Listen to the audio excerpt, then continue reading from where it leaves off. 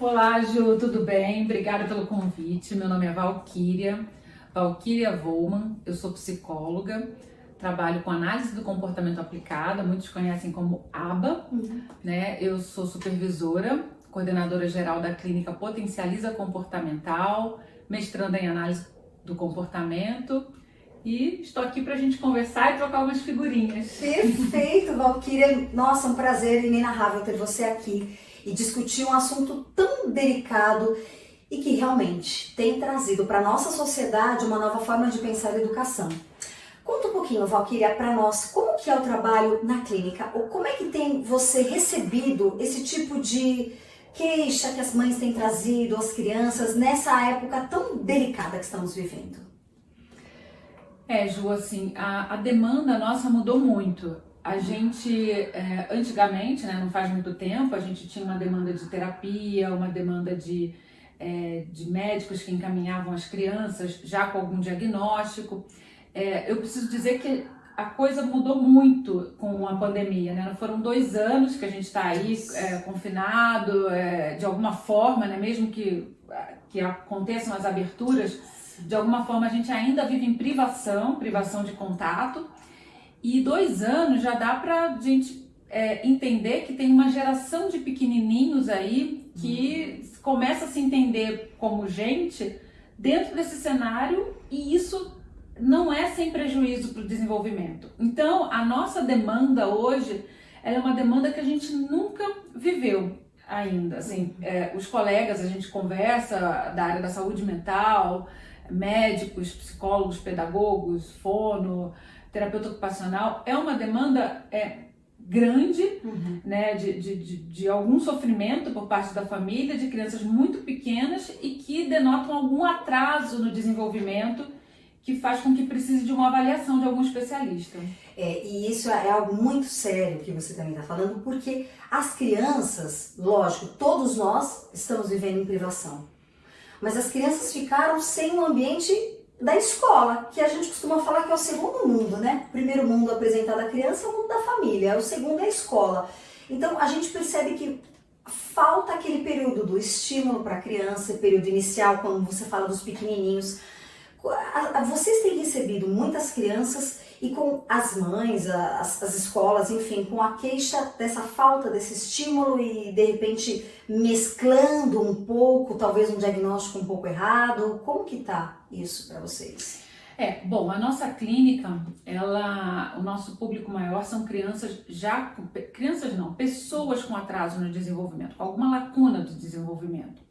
E isso a gente entende que engloba muitos indivíduos que já têm o diagnóstico fechado de transtorno do espectro autista, síndrome de Down, transtorno de déficit de atenção e hiperatividade, mas que o diagnóstico é só uma parte, né, da vida desses indivíduos. Eles ainda precisam de intervenção mais direcionada para que algumas lacunas no seu desenvolvimento sejam sanadas. Isso independe da idade. Hoje, o que aparece para a gente é uma demanda de crianças muito pequenas, muitas vezes encaminhadas por pediatras, por neuropediatras, por escola, que encaminha para o médico e acaba encaminhando para a gente, com hipótese diagnóstica de autismo, crianças muito pequenas, porque tem um atraso na fala, com alguns interesses fixos, mas principalmente a questão da fala é uma coisa que tem aparecido muito, e com um comportamento, um excesso comportamental que a gente chama, que é de uma birra muito grande, um excesso de birra para a idade, com baixíssima tolerância à frustração. Então, esse quadro faz com que esses profissionais que já acompanham, né, já estão aí há um tempo na estrada, acabam pedindo o nosso olhar para verificar se há uma possibilidade. E aí, Ju, eu vou dizer que muitas vezes a gente não olha, a gente não prioriza olhar para o diagnóstico. A nossa intervenção, o diagnóstico pouco faz diferença para a gente. A gente olha o que a gente precisa trabalhar de intervenção, né? Não importa se tem o diagnóstico fechado ou não, mas muitas vezes com a terapia até no processo de avaliação, com um pouco de estimulação, a gente descarta essa possibilidade. Eu acho que muitas vezes as escolas ou até as famílias querem algo, o diagnóstico em si. E é isso que você falou, o diagnóstico em si, do quadro que a criança apresenta ou não, não é aquilo que vai determinar o caminho, não é saber daquilo, não é o que vai determinar, por exemplo, o que vai trazer de ganho para essa criança. Porque você está falando de algo muito sério, que é a intervenção. Eu sinto, e eu digo isso por ser educadora, que muitas vezes as famílias, elas estão nessa ansiedade também, em ver o que vai acontecer, qual vai ser o futuro desse meu filho, no meio de todo esse turbilhão de coisas que estão acontecendo. E as famílias, elas vêm com sede, querendo um diagnóstico pronto. E as escolas, muitas vezes, vêm também com essa queixa. Eu também sou neuropsicopedagoga e eu percebo isso. E eu vejo que você, né, a sua atuação e dos seus terapeutas na clínica, tem um papel muito importante, que é o da intervenção, que é isso que você falou, mais importante do que um diagnóstico, que pode muitas vezes ter um olhar, depois pode mudar isso com o desenvolvimento da criança, muito mais importante do que isso é a intervenção. Vocês têm orientado as escolas, as famílias, esse processo de orientação é grande ou você vai, não sei, esse ano acho que agora as coisas estão começando a andar um pouquinho mais, mas vocês têm esse objetivo de orientação um pouco das escolas? Conta um pouco sobre essa questão desse orientar. A gente precisa, né, porque o trabalho é em conjunto, né, a gente não consegue trabalhar sem um trabalho, uma união, né, uma integração e um acolhimento da família. Essa família que chega com essa criança muito pequena, que está com algum sofrimento, que já tem uma hipótese diagnóstica, né, que foi levantada pelo neuro, pelo pediatra, olha, vai fazer uma avaliação na clínica, eu indico tal, vai fazer para a gente verificar quais são os atrasos, né? E aí isso daí também já é um peso, né, para a família. Nossa, meu pequenininho tá com algum atraso que o médico fala para eu ir fazer uma avaliação. Então a gente precisa acolher essa família. Essa é uma família que sofre também. Esses pais que estão com uma criança pequena, hoje nós estamos em 2022, a pandemia começou em março de 2020. Então, se você tem ali crianças que estavam com poucos meses em 2020, estão com quase 3 anos, então são crianças no começo da primeira infância ali, né, que ou apresentam essa dificuldade na fala, na interação, que viveram ali com pais, geralmente muito assustados, muito estressados, porque também é preciso entender que a dinâmica dessa família foi extremamente afetada com a pandemia. Então eram pais que muitas vezes de uma geração que delegava né, por questões profissionais, às vezes demoraram a ter filhos, né, muito bem sucedidos profissionalmente, delegavam ali os cuidados, dividiam os cuidados do filho com uma rede de apoio, isso tem a escola, né, na rede de apoio, às vezes um avô, uma avó que não puderam mais se comprometer até por riscos da pandemia, então se viram em casa tendo que lidar com uma criança muito pequena, com demandas próprias e tendo que sanar as demandas profissionais no home office. Então isso coloca uma família inteira, um núcleo familiar que chega pra gente muito estressado. E aí a gente começa a apontar os prejuízos, porque uma criança pequena que não interage com outros pares, ela provavelmente não vai entender da disputa, né, do pequenininho e do outro pequeno, que pega o brinquedo e que não devolve. Ninguém ali naquele núcleo vai disputar com essa criança, então isso coloca outra questão. E aí, passada a pandemia, abrindo, a criança já começa a família começa a ter uma segurança para mandar a criança para o ambiente escolar, ela aparece naquele contexto coletivo sem conseguir seguir uma instrução coletiva, porque antes também não seguia no ambiente doméstico.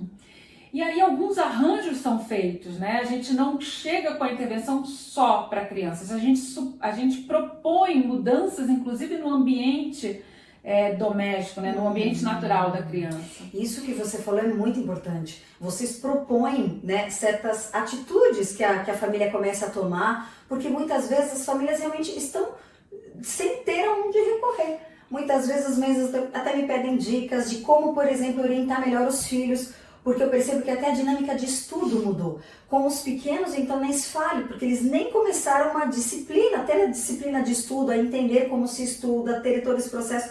E os mais velhos, por vezes, acabaram ficando até exaustos, né, com essa questão do online, que também fez com que eles se privassem do contato com o outro e só vendo o mundo por uma tela, né? Isso é algo um pouco assustador se a gente parar e de repente pensar que para muitos talvez isso ainda perdure por mais tempo, ou por questões de saúde, ou por questões às vezes até de uma escola que não deu um suporte interessante. Vocês têm alguma, por exemplo, algum suporte diferente com atividades que vocês encaminhem para casa ou para a escola? Alguma orientação mais determinada para as famílias? Como é que vocês fazem essa...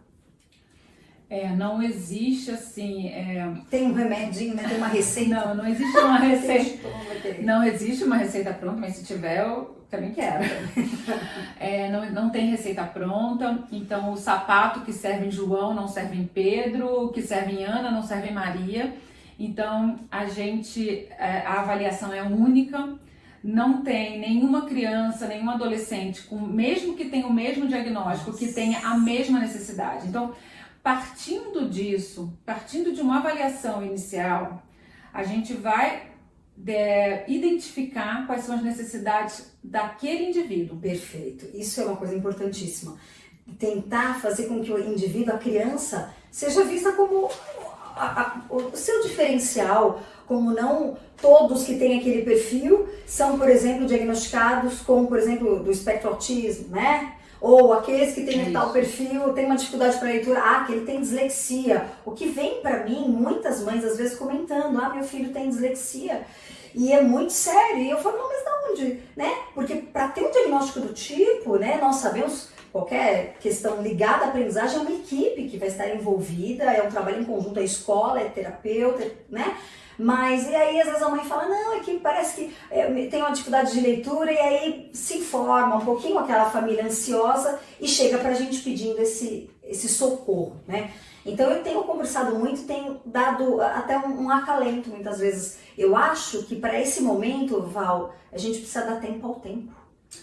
Sem dúvida, sem dúvida. Muitos querem para ontem. Não dá, não tem receita. A gente lida com uma ansiedade muito grande.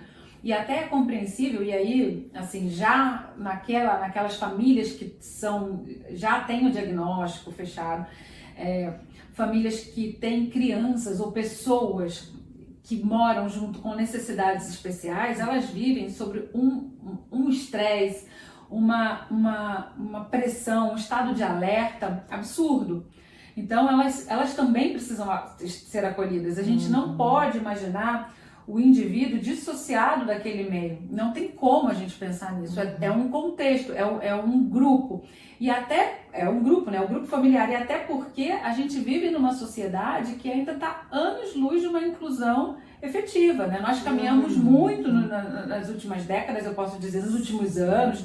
Muitos movimentos começaram a se apropriar, inclusive, de políticas públicas, mas a gente tem muito que caminhar ainda, né, para a inclusão realmente acontecer na nossa sociedade. Esse é um outro assunto, assim, importantíssimo e muito delicado, porque se essa questão da educação em tempos de pandemia já é algo que mexe com todos, a questão da inclusão fica ainda mais frágil, né? Uma sociedade que não está preparada para acolher, de fato, o outro, quanto mais tendo algumas questões, algumas necessidades. Porque eu costumo dizer que todos temos necessidades especiais. Né? As crianças têm que ter esse olhar que todos somos diferentes e somos ricos nessas diferenças. A gente aprende um com o outro, né? Para justamente não ficar apontando o que o outro tem. Não, nós temos aí que aprender com essa pluralidade. Eu vejo que as clínicas, muitas vezes, elas estão muito preocupadas, e é legal porque isso é o começo da nossa conversa, elas estão muitas vezes preocupadas com o diagnóstico, e você traz essa visão que eu acho muito forte, muito rica, que não é o diagnóstico que vai trazer a cura para alguma coisa, a mudança. Primeiro porque nós não estamos procurando isso, nós estamos procurando enriquecer dentro dessa pluralidade, dessa variedade, incluir as nossas crianças e justamente fazer com que todos ganhem. Conta agora um pouquinho pra gente como que é composta a clínica, quais terapeutas trabalham, como é que é a sua equipe, conta um pouquinho como que ela é composta. A gente funciona da seguinte forma, nós temos 3 departamentos, né, assim, né, que tem a parte administrativa, nós temos o departamento clínico e o departamento pedagógico, né. a gente gosta muito de trabalhar com pedagogo, né? Essa parte da psicologia que é ligada à análise do comportamento aplicada, a ABA é uma parte que se aproxima muito da educação, porque a gente está falando de aprendizagem, de ensino de comportamento, de ensino de habilidades, de redução de excesso comportamental, né? E é isso, você tem toda a razão quando você diz, só um parênteses, já vou falar da clínica, que o diagnóstico não é que ele não seja importante, mas ele não é o fundamental nesse momento, né? O diagnóstico é uma parte. O que a gente precisa olhar é para aquele indivíduo, por que ele precisa daquela intervenção agora? Então, por isso é que a gente precisa de vários olhares. A gente vem ali, nós temos parcerias com fono, com uma clínica de fono, com uma clínica de terapia ocupacional, né, porque estão próximas fisicamente e também do trabalho, né? Então, quando a gente consegue trabalhar junto, às vezes não é com essa equipe, mas também com outras equipes que também são muito boas, a gente consegue fazer um trabalho multiprofissional, ali, multidisciplinar, para que a gente possa, cada um, contribuir com a sua tarefa. Então, como é que funciona? Nós temos essas intervenções, né, na parte clínica, na parte pedagógica, dentro da Potencializa. A gente olha para aquele indivíduo que chega, não vou nem falar criança, porque muitas vezes é um adolescente que chega. A gente faz uma avaliação inicial, a gente identifica quais são as habilidades que precisam ser desenvolvidas, que estão referentes àquela idade cronológica, aquela idade que sempre visando a autonomia, né, de cada um. E o que tem ali de excesso comportamental? O que seria excesso? É normal uma criança fazer birra, é muito, muito comum. A gente não vai zerar a birra porque ninguém quer um robô, quer um computador. Porém, o excesso de birra pode atrapalhar a aprendizagem de alguns repertórios. Então, uma criança que quando é frustrada chora, você consegue manejar, ok. Uma criança que quando é frustrada chora horas, se isola, não aceita negociar, ela pode ter um prejuízo muito grande no contexto de aprendizagem na escola e ambiente natural. A partir dessa avaliação, a gente vai fazer um plano terapêutico individualizado para cada um. Tem alguns que o plano terapêutico inclui, por exemplo, ir ao mercado, fazer uma compra, ir para lá, a gente tem uma cozinha experimental, então lavar a própria salada, fazer, né, preparar o próprio almoço, esquentar. Outros a gente precisa ensinar, por exemplo, segurar na colher, né? Outros a cortar o alimento. Isso é na parte de autonomia, né, de autocuidado. Outro é fazer uma higiene no banheiro. Outros já estão mais com um treino voltado para alfabetização, para autonomia de estudante. Então depende, são muitas demandas, por isso que a gente precisa de uma equipe multiprofissional ali. Nossa, né? Mas que bacana essa preocupação de vocês em colocá-los, inseri-los na sociedade, em saber atuar, em ir ao mercado. Isso é uma preocupação muito interessante e importante, porque a gente percebe que hoje em dia trabalha-se muito só, às vezes o aspecto da educação só na escola. Parece que saiu da escola, a criança não tem mais que aprender e muitas vezes não sabe interagir, né? E você está falando de crianças que têm necessidades. Eu penso que todos temos, as crianças precisam. Que rico esse trabalho. E eu fico pensando na quantidade de estudo que vocês devem ter como demanda. Eu estou aqui, gente, aprendendo muito, porque realmente você transpira conhecimento, Valquíria. Imagina, e você nossa, passa com uma simplicidade pra gente. Não, a gente estuda muito porque... A gente estuda muito, Ju, justamente porque a gente não tem resposta pronta. E a gente precisa estudar, porque é uma responsabilidade muito grande. Você já parou para pensar? Tem crianças que ficam lá na nossa clínica, porque são o ABA mesmo, né? Cientificamente falando, ele é comprovado que 20 horas, no mínimo, são cientificamente comprovados de que tem 20 horas semanais, né, Sim. de intervenção, ele tem uma eficácia, né, cientificamente comprovada. Né? Claro que quando a gente trabalha o entorno, a família, a escola, você está trabalhando muito mais, né, porque você modela os cuidadores para que eles possam intervir da mesma maneira que a gente intervém na clínica. Mas a gente tem que estudar, porque pensar que uma criança, que um cliente está lá com a gente 20 horas, isso é uma responsabilidade muito grande, porque 20 horas por semana da vida dele, ele está sob os nossos cuidados, e isso não volta nunca mais. Então a gente não pode fazer perder tempo. E E isso é muito sério. Então, se a gente se propõe a isso, a gente precisa tentar, a gente precisa discutir com profissionais com maior expertise do que nós, a gente precisa buscar respostas em alguns procedimentos, em estudos. Mas, nossa, imagina, a gente está longe de ter resposta para tudo. Só de ouvir você, meu Deus do céu, eu percebo quanto que você se preocupa em desenvolver as habilidades desses educandos no geral. Isso é tão importante. A gente sempre tem que olhar o outro e ver aquilo que ele é capaz. A potência, por isso talvez o nome potencializa.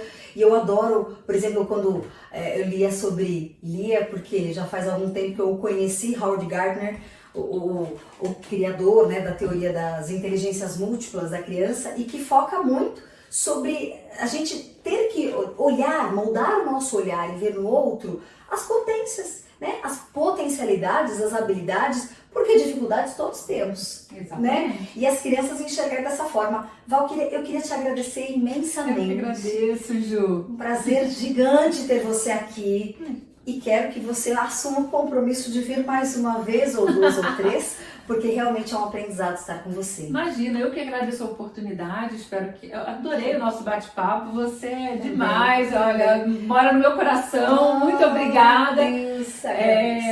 Gosto muito de trocar com você, Sim. Foi maravilhoso. Eu é que agradeço essa troca, o público com certeza deve ter aprendido muito, e eu sempre costumo fechar o nosso programa dizendo que aqui sempre você vai aprender um pouquinho mais como educar para transformar. Mais uma vez, muito obrigada a todos, muito obrigada, Val, e até a próxima.